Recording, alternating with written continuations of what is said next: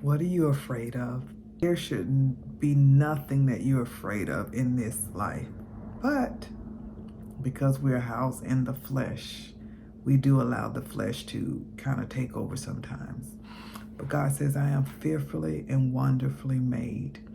Everything about my life experiences, everything about me, God knew ahead of time.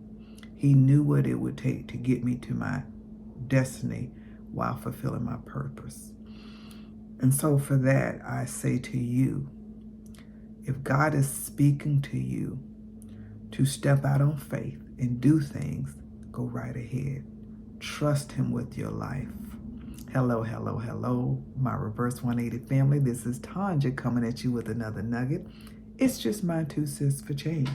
God told me last year to move to a whole another state, and I did. Was I afraid?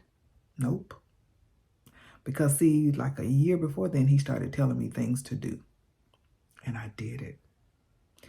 It didn't make sense, some of it did, most of it did, but some of it didn't, but it didn't matter. So when I thought I was good with taking care of everything he told me to take care of, then all of a sudden he says, move. Told me where to move. I started looking and I immediately did it. But see, I've had those experiences with God, knowing that fear is not going to cripple me. It's not, and it should not cripple you, especially when he's promised you stuff. Now, he's already promised me several things, and a lot of it has happened.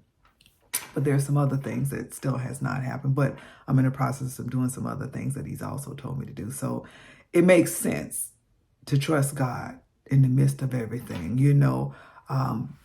Be strong and courageous, because God is not mocked. Whatsoever a man soweth, that shall he also reap. So you got to make sure that you're doing what God is telling you to do. It's acts of omission and acts of commission. If God is telling you to do something and you don't do it, guess what? Omission. You didn't do it. And then if he's telling you not to do something and you do it, commission.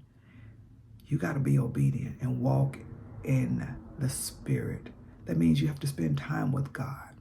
You can't fear what man is saying. And so many of us get caught up in this society where if you're on social media, you're comparing yourself with other people, trying to do things to fit in.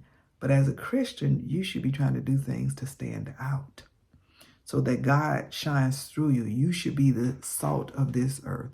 You should be the light that exemplifies who Christ is in your life.